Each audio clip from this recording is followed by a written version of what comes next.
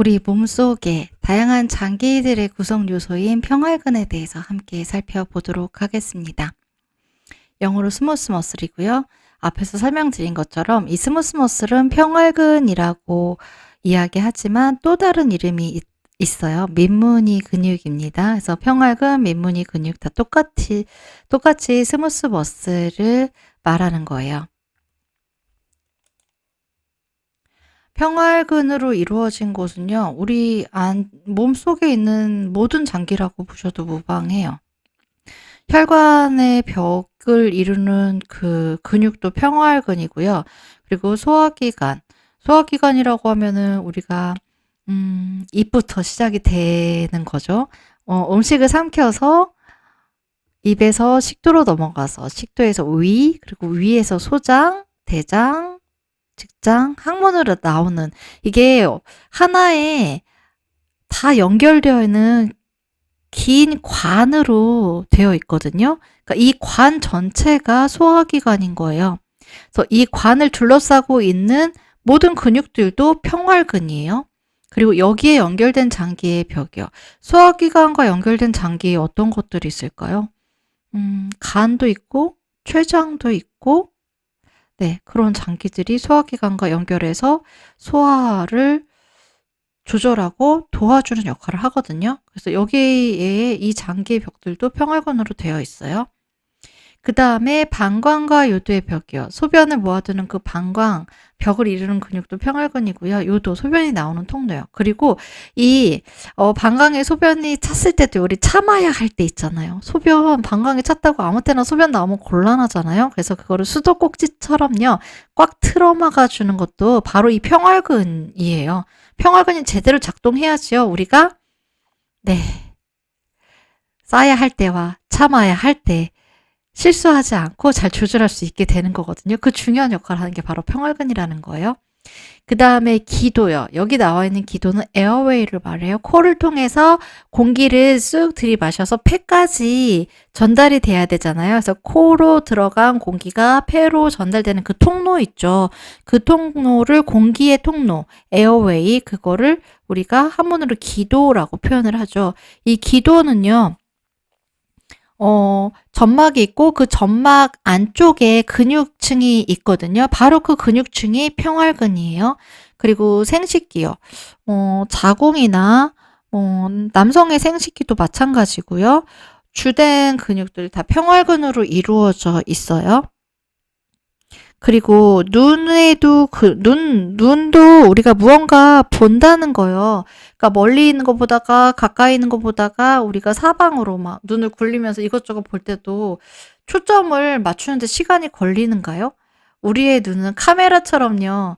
이렇게 줌했다가 멀리로 뭐라 그래야 되죠? 초점을 이동했을 때 그 초점을 일부러 조정해 주지 않아도 정말 너무나 아주 정확하게 초점을 딱 즉각적으로 잡아주잖아요. 근데 그 초점을 잡아주는 기능을 하는 게 바로 근육이거든요. 근육이 우리 이 눈알을 쭉 잡아당기고 놓아주고 잡아당기고 놓아주는 정도를 조절해 가면서 우리가 순간적으로 시선을 이동을 해도 바로바로 초점을 맞출 수 있게 해주는 거예요. 그래서 그 근육도 이 초점을 맞추도록 눈알을 두껍고 얇게 그때그때 조절을 해주는 이 힘을 쓰는 근육도 평활근으로 되어 있어요.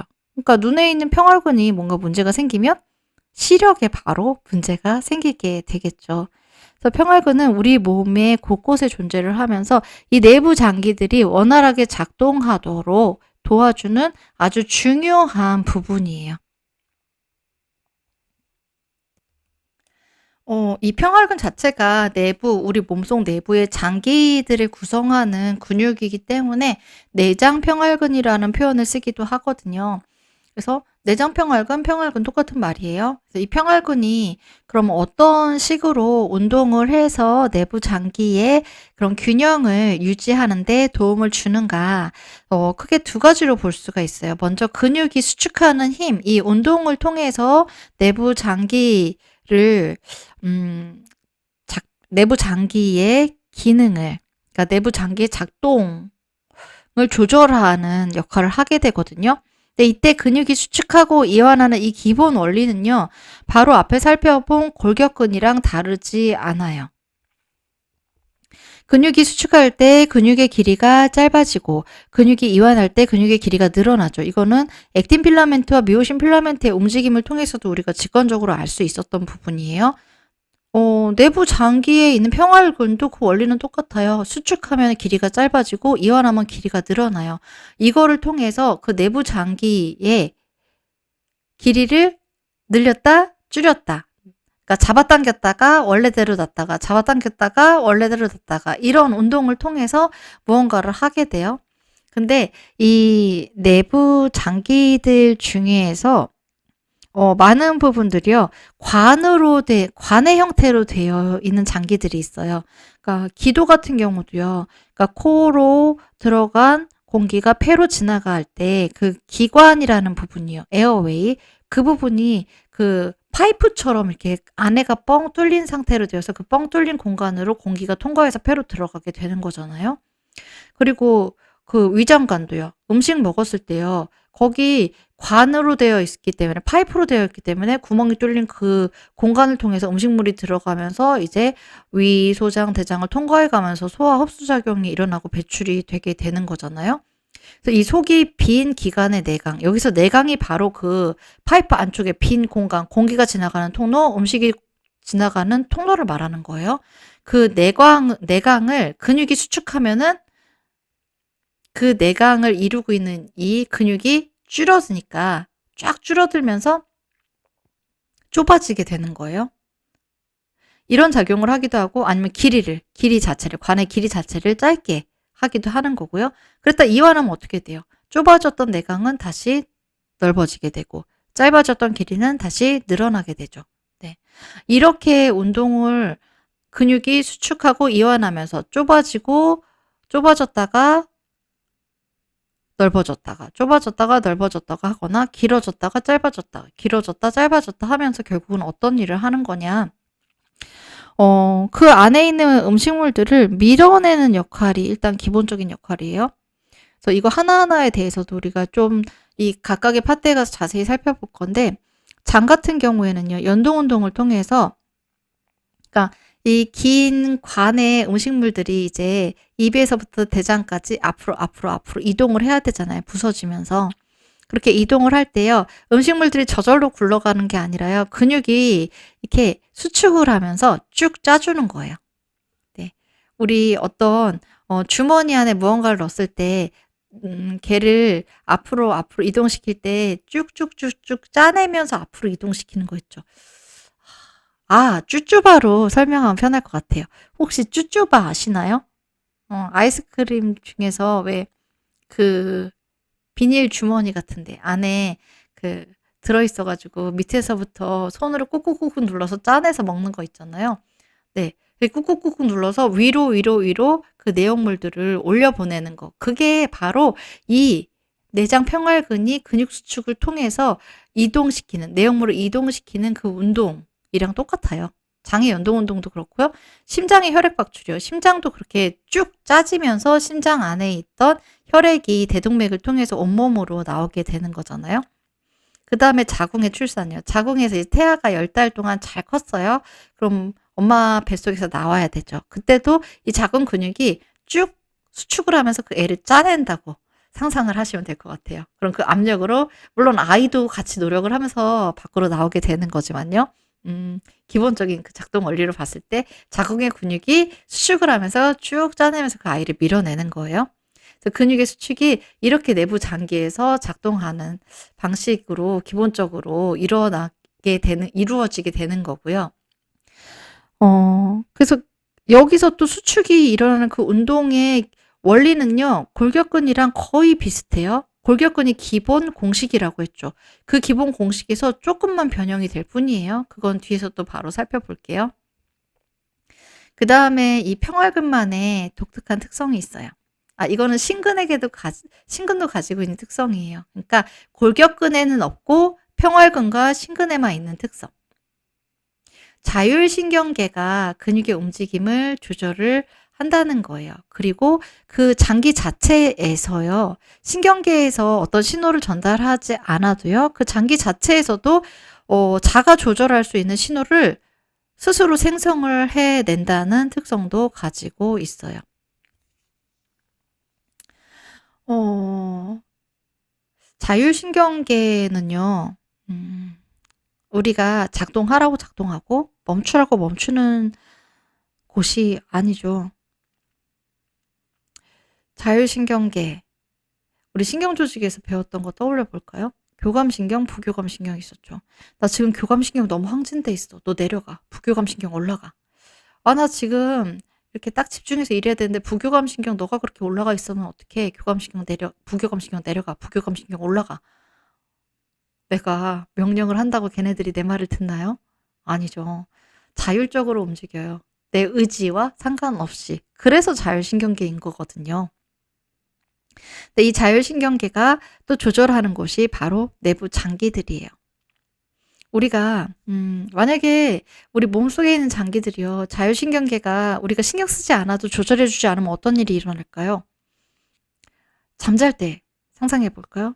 잠을 자는 동안에 의식이 어떤 작용을 하지 못하는 상태가 되죠. 그러면은 의식적으로 숨을 쉬라고 계속 명령을 내려주지 못해요. 심장아, 너 얼마만큼 뛰어? 우리 얘기해 주지 못해요. 자야 되잖아요. 장아, 너는 자는 동안에 어떻게 움직여? 말해 줄 수 있나요? 못하죠. 그럼 우리 자는 동안에 내부 장기도 다 같이 자면서 다 같이 쉬어야 될까요? 그럼 우리 어떻게 돼요? 내부 장기가 운동 안 하고 일 안 하고 쉬면은 죽는 거죠. 이렇게 되면 안 되잖아요. 잠 한 번 잤다고 죽으면 안 되잖아요. 그래서 우리가 의식을 놓고 자는 동안에도 생존할 수 있게 하기 위해서 내부의 장기들은 자율신경계가 그 조절을 담당하는 거예요. 그래서 우리가 정신줄을 잡고 있던 정신줄을 놓고 있던 상관없이 우리의 몸은 계속해서 균형을 유지해 가면서 움직이면서 이 생명을 유지하는 그런 활동을 해 나가게 되는 거죠. 근데 이 뼈에 붙어 있는 골격근은 어때요? 이 골격근이 만약에 우리 의지와 상관없이 막 멋대로 움직인다면 어떻게 될까요? 곤란하겠죠. 나는 가만히 얌전히 앉아 있어야 되는 자리인데요. 이 골격근이 내 의지와 상관없이 자율적으로 움직여요. 막 벌떡벌떡 일어나져요. 손을 막 들어요. 네, 상당히 곤란할 겁니다. 이게 골격근과 이 평활근 그리고 신근의 가장 결정적인 차이예요. 골격근은 자율신경계가 물론 영향을 미치기는 하지만 의지를 거슬러서 영향을 미치는 경우는 거의 없죠. 그런데 이 내장 평활근하고 신근은 자율신경계의 조절이 가장 주된 역할을 하는 거예요. 그리고 또 이 내장 평활근의 움직임은요, 호르몬의 영향에 되게 민감해요. 이 부분에 대해서도 기회가 되면 살펴보도록 하겠습니다.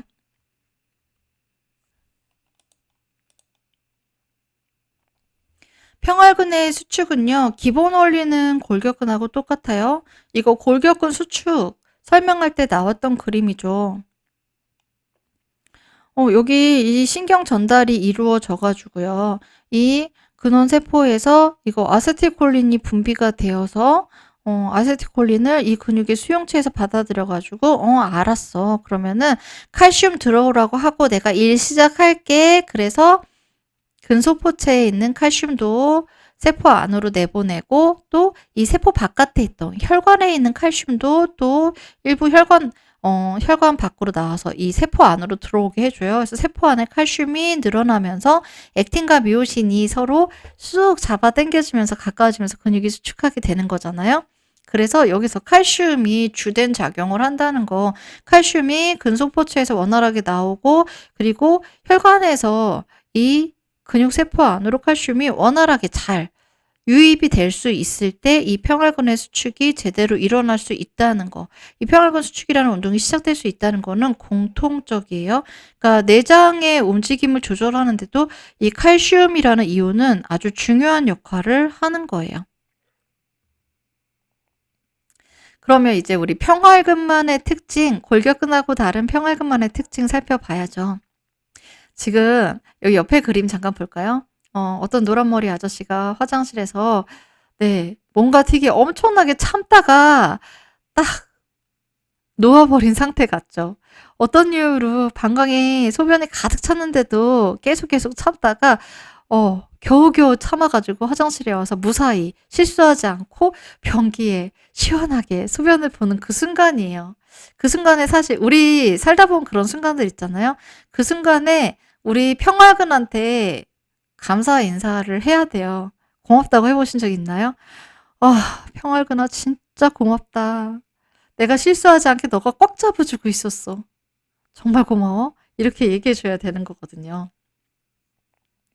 평활근이요. 골격근이나 심근, 심장 근육보다 수축과 이완이 천천히 진행이 돼요.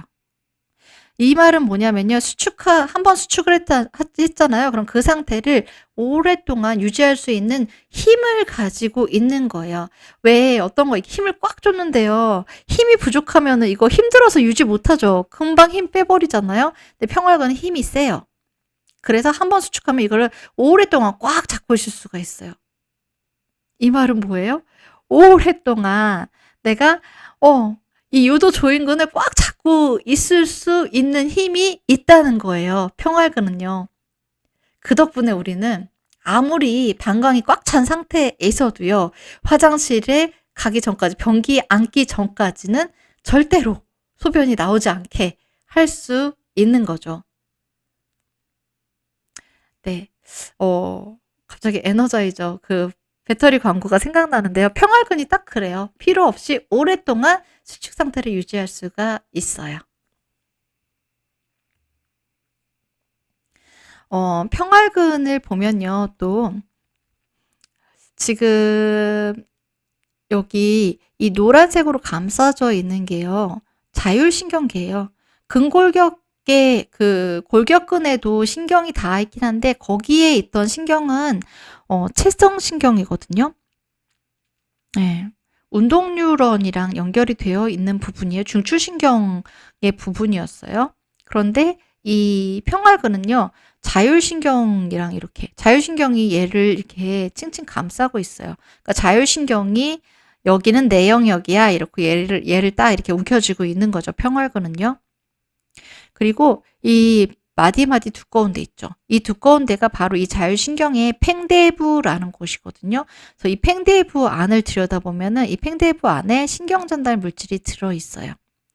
그래서 이 신경전달 물질이 필요한 순간에 이 근육세포로 방출이 되어서 이거는 골격근에서도 마찬가지죠. 여기 이 운동신경이 이쪽에다가 아세틸콜린이라는 신경 전달 물질을 분비해 줬을 때 이제 그걸 받아가지고 이 근육세포가 칼슘을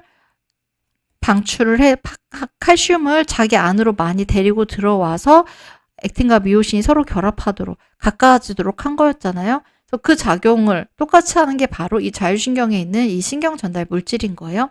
다만 차이가 있다면 평활근을 조절하는 이 신경이 자율신경이라는 거. 그게 가장 큰 차이인 거죠.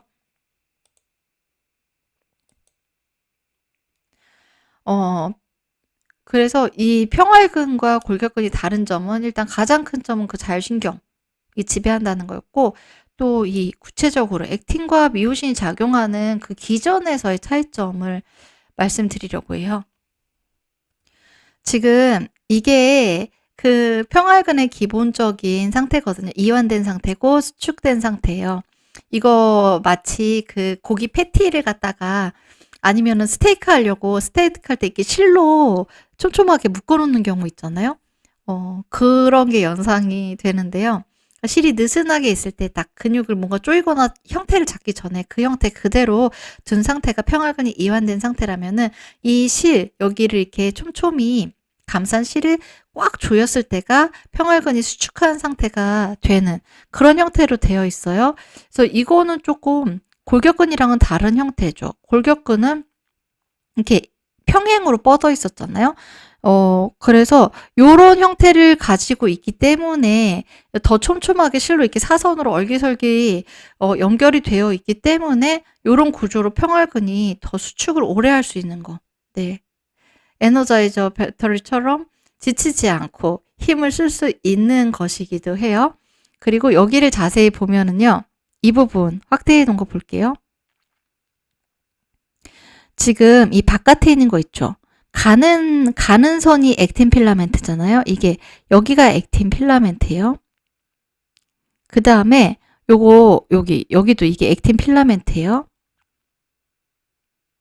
그리고 여기 동그란 머리 부분은요. 골격근에서 이게 Z선과 Z선 사이에 액틴, 미오신 얘네의 얼기설기 그 구조가 하나씩 있었죠. 이게 바로 그 골격근의 Z선에 해당되는 거예요. 그래서 얘도 마찬가지로 이 Z선에 해당되는 요 구획을 따라서 이 구조가 한 세트씩 있는 거죠. 그리고 요 가운데 있는 게 미오신인데 이 그림이 좀 헷갈리게 그려져. 이게 다른 색으로 표현했으면 더 좋았을 텐데 이 미오신이랑 액틴이 서로 붙어 있는 결합체가 아니에요. 얘네 떨어져 있는 거예요. 그래서 평소에는 이렇게 얘네들이 서로 겹치는 부위가 아주 조금이죠. 그러다가 얘네도 마찬가지로 칼슘이 이 근육세포 안으로 들어왔을 때요. 이 액틴 필라멘트가 안쪽으로 쑥 슬라이딩해서 들어오는 거예요. 미오신 쪽으로. 그래서 미오신이랑 겹쳐지는 부위가 넓어지면서 이 근육이 수축하게 되는 거예요. 여기 겹쳐지는 게 넓어진다는 건 얘가 안으로 쑥 들어오면서 이 길이 자체가 줄어든다는 거잖아요. 네. 이 댄스 바디와 댄스 바디 사이가 줄어든다는 거예요. 그래서 이 길이가 줄어들면서 얘네들이 쫙 조여져서 이런 모양이 되는 거잖아요. 근데 이 구조를 가만히 보면은 골격근보다 액틴은 더 많아요. 그리고 미오신은 더 적어요. 그리고 이 그림에서는 우리가 확인이 안 되는데 트로포닌이 없는 게 평활근의 특징이에요.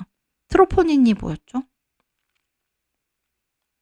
트로포닌에 칼슘이 결합했을 때 이 미오신 머리가 액틴에 딱 달라붙어서 액틴을 쫙 잡아당기는 그 구조물이 그 장치였잖아요. 근데 평활근에는 트로포닌이 없는 게 골격근하고 다른 또 결정적인 차이점 중에 하나예요. 네, 이 부분이요. 이 부분이 이거 지금 골격근 사진이잖아요. 근데 이 트로포닌이 평활근에는 없어요. 그래서 이런 구조적 차이가 가지고 오는 거. 여기서 말하는 구조적 차이는 그 부분이에요. 지금 앞에 실로 사선으로 더 촘촘하게 연결해 놓은 그런 구조적 차이요. 골격근보다 더 촘촘하게 아주 탄탄하게 얘네들이 조밀하게 이렇게 구조를 이루고 있었죠. 실로 단단하게 묶어놓은 것처럼. 그래서 이렇게 됨으로써 골격근에 비해서 더 많이 수축되도록 해서 최대 장력을 생성하는 거. 그러니까 더 오랫동안 수축 꽉 쥐고 있을 수 있게 해주는 거예요.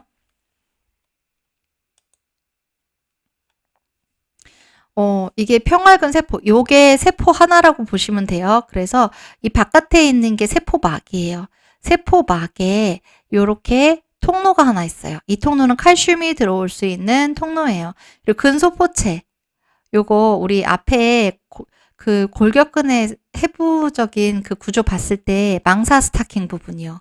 그 근소포체를 이거 단면으로 자르니까 딱 요렇게 보이는 거예요. 이 근소포체 안에 평소에 칼슘을 저장해 둔다고 했죠. 그런데 이제 자율신경계에서 신호를 보내요. 수축해라는 신호를 근육에게 보내면은 칼슘이 이 평활근 세포 안쪽으로 들어오게 돼요. 그럼 이 칼슘이 이 근소포체에 있는 칼슘 통로를 똑똑똑 두드려서 거기 있는 칼슘도 이제 나와야 돼. 그러면 근소포체에 있는 칼슘까지 같이 나와요.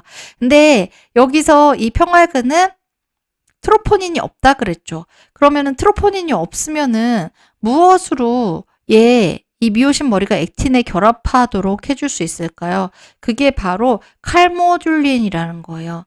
예, 이거는 평활근에서 칼슘이 이 미오신을 활성화시키는 작용을 할 수 있게 해주는 독특한 어떤 구조거든요. 그래서 칼모듈린이 칼슘이랑 결합을 해서 이 미오신이 액틴을 딱 잡아챌 수 있게 해주는 거예요. 미오신을 활성화시켜주는 작용을 해요. 그래서 이 머리가 쭉 잡아 당겨가지고 액틴과 미오신이 가깝게 밀착을 하면서 평활근이 수축하게 되는 거예요.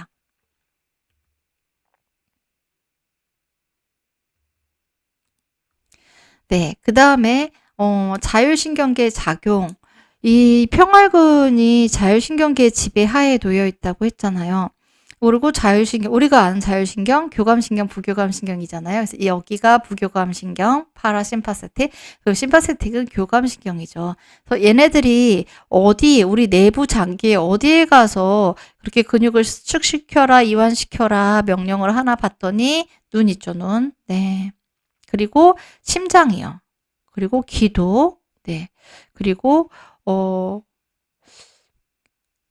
부교감신경 같은 경우는 간에는 일단 근육의 작용은 아니니까 근육의 작용만 살펴본다면 그다음에 혈관이요, 혈관. 근데 혈관을 보면은 부교감신경이 이제 혈관을 수축시키는 작용을 한다는 게 여기 나와 있는 거고요. 그다음에 소화기관.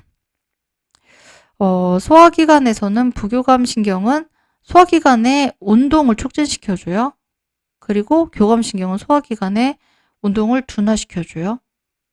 그러니까 소화가 잘 되려면 무엇이 활성화돼야 돼요? 부교감신경이 활성화돼요.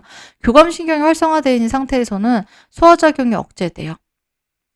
왜냐하면 이 교감신경은요, 뭔가 스트레스 상황이 있거나 내가 뭔가 집중해서 일을 해결해야 되거나 그런 상황이거든요. 편안하게 먹고 있을 때가 아니에요. 그래서 이럴 때는 소화기능보다는 다른 쪽에 집중을 하기 위해서 이 소화기능, 에너지를 정말 필요한 곳에 갖다가 효율적으로 쓰기 위해서 소화기 쪽에는 잠시 쉬도록 명령을 하는 거죠. 소화기를 쉬게 한다는 거는 교감신경이 작동을 하게 되면은 이 소화기관의 평활근이 이완 상태를 유지하게 된다는 거죠. 그 다음에 여기 자궁이 있죠, 자궁. 그리고 요도요. 우리가 지금 앞에서 말했던 이 기관들이 다 자율신경에 의해서 그 근육이 수축과 이완 작용이 조절받고 있는 부분들이에요. 그리고 실질적으로 이 교감신경과 부교감신경이 각각의 근육이 어떻게 작용하는지에 대해서는요, 제가 신경계의 다양한 클래스를 하면서 계속 반복적으로 말씀을 드리고 있어서 여기서는 생략하고 넘어가도록 하겠습니다.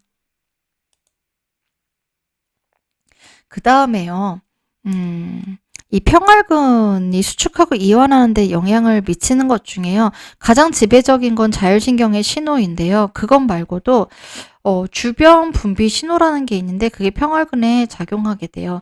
지금 이거 세포들이거든요. 세포와 세포 사이에 그 메시지를 전달하는 방식이 되게 다양해요. 근데 그 중에서 바로 옆에 있는 세포에게 바로 어떤 화학물질을 분비해서 서로 우리 이렇게 하자, 저렇게 하자, 지금 너 어떻게 해야 돼? 이렇게 명령을 하고 의사소통을 해주는 거를 주변 분비 신호라고 하거든요. 영어로는 파라크레인이라고 하는데 바로 이런 작용이 근육 평활근의 수축과 이완을 조절하는 또 하나의 작동 방식이에요. 그래서 국소적으로 분비된다는 건 옆에 근처에 있는 세포가 분비한 어떤 신호를 가까운 데 있는 세포가 받아들여서 그 신호대로 그 메시지대로 작동을 한다는 거예요. 그러니까 이 평활근 주변에 있는 세포에서 어떤 물질을 분비했을 때 평활근이 그 물질이 전달해주는 메시지를 받아서 알았어, 수축할게, 그래, 이제 이완할게, 그렇게 작동하게 된다는 거예요. 그리고 바로 이렇게 주변에 분비되는 이 물질 중에 대표적인 게 히스타민이나 일산화질소 같은 것들이 있어요. 그리고 얘네들이 어떻게 작용하는지는 구체적인 케이스에서 말씀을 드릴게요. 그러니까 내부 장기를 움직이는 거, 조절하는 거. 일단 가장 메인은 자율신경이었죠. 교감신경, 부교감신경. 그리고 또 미주신경이 부교감신경 중에 중요하게 이 내장기관하고 소통하면서 이 작용을 조절하고 있어요. 그 다음에 또 하나가 이런 주변 분비 신호라는 거예요.